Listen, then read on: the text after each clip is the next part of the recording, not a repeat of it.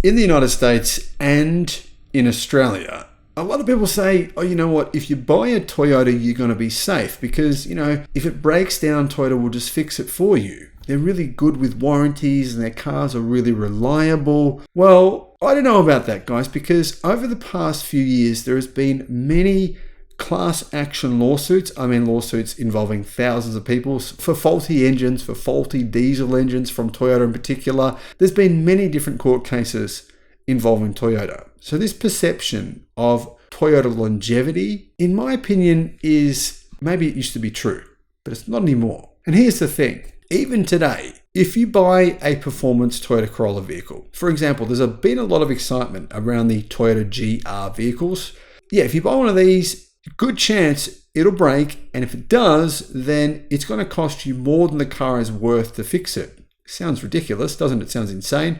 When I first read this story, I thought, this can't be true. This story surely is fake. Well, it's not fake. It's insane. Someone who bought a new Toyota GR Corolla performance vehicle, they're pretty expensive. They cost more than a Tesla Model 3. He drives it for less than 500 miles. It breaks. He gets a $42,000 repair bill. Now, people say, oh, if you got to replace a Tesla battery or an EV battery, it's so expensive. It's not $42,000. I can tell you, it's a lot cheaper than that. $42,000 after a pretty nondescript part of this car breaks. Toyota says they're not going to cover it. That's worth more than the price of the car. Hello, my friends. Welcome to the channel. I'm Sam Evans. You're watching the Electric Viking. Great to see you. I want to point out, guys, my experience with owning my Toyota Corolla. I had a Toyota Corolla when I was a kid, when I was 18 years old. It was a GT version, a performance version of the Corolla, and I loved that car until I didn't love it anymore. Now, to be honest, I still really like it because it was a good car. It drove really well until it didn't drive. Now, the truth is that the Corolla maybe for some people have been a reliable car. For me, it was not. When I got my car, the head gasket blew. And I'm not talking because of my driving. It blew literally within the first couple of days of ownership. And I didn't know how to drive fast at that time. I did not drive it hard. The head gasket blew. Anyhow, it blew again and I had to pay. It wasn't, this car, by the way, is a used car, so it wasn't under warranty. It blew again, the head gasket blew again, and I had to pay, I think, what was the equivalent to 2 weeks' wages to fix it. This happened to me 4 times. On the fourth occasion, I had the engine completely replaced. I got a new engine, and yeah, after that, it was great. But by that time, paying for these fixes had cost me more than the price of the car. And that's what's happened to this guy, essentially, except he bought a new car and Toyota won't fix it. This story is a cautionary tale for all Toyota drivers. A perfect example of a money shift and its devastating consequences, says Car Scoops. Accidentally shifting into a lower gear than intended can cost you $42,000.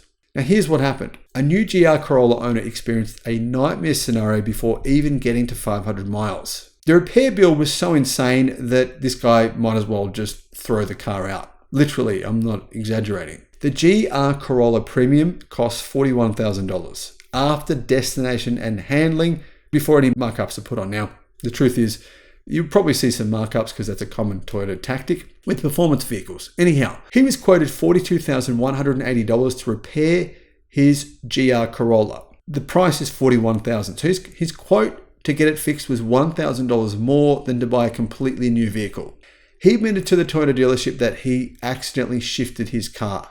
He said he shifted it, and rather than going into third, he went into first. I'm assuming it was something like that, but he said that he missed a shift, and it revved all the way to 8,900 RPM. He said he was simply driving home from work one night and shifted into third gear. Oh, this is actually what he said. He tried to shift into fifth gear and accidentally the car shifted into third. Based on service documents submitted by the company, the dealer believes the car revved to 8,900 RPM. The GR Corolla, though, has a red line of 6,500 RPM. So they're saying that this is what destroyed the car, essentially, or destroyed the gearbox. So what happened as a result of this? Well, because he shifted into the wrong gear, valves were bent, metal shavings were in the oil, and piston number 3 not only scored the cylinder walls, but melted due to the heat. It appears that Toyota sent a field technician out to check on the car and the damage. In the end, it declined to cover the car under warranty.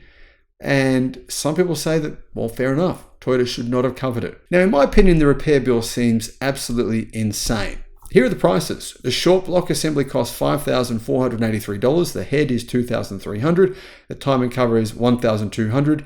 The intercooler assembly is $3,000, and the turbocharger assembly is $5,300. Then, of course, there's all the labor costs, and Toyota say that all adds up to being more than $42,000 US. Now, guys, my advice here is, why buy an internal combustion engine vehicle? I don't understand the appeal. These things are not even fast. The Tesla Model 3 Performance, or to be honest, the Hyundai Ioniq 5N or other EVs will blow this thing out of the water. It'll just literally, even around a track, guys, I'm sorry, the facts are this. This GR Corolla is slow. This is old school internal combustion engine technology that if you shift wrong, you redline it too hard, it will destroy the engine, and that engine will not be covered under warranty. Now, you cannot do that in an EV. You can't.